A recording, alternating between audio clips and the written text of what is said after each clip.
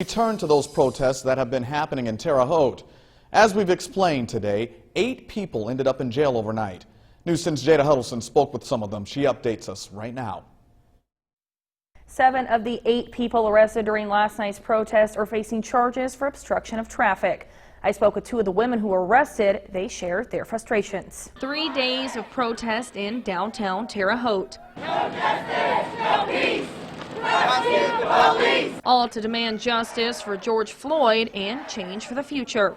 George Floyd! George Floyd! After staying mostly peaceful, 8 people landed behind bars after the Monday night protests.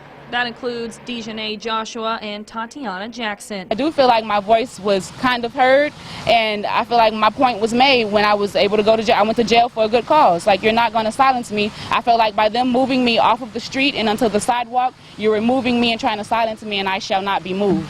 Both Joshua and Jackson say they feel they stood their ground during the protest. Terre Haute Police Chief says they support everyone's right to protest. We absolutely support your right to protest. We just want you to do it safely. We don't want anybody hurt. Joshua says she knows they're all making history being part of these protests.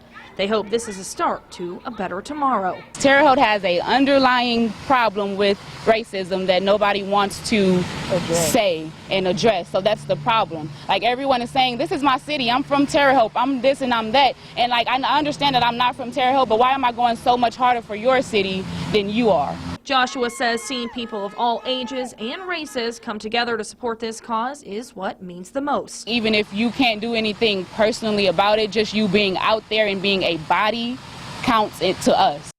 Jackson says they're working to plan another organized protest this week. Of course, News 10 will continue to follow these local protests and bring you any updates. Back to you.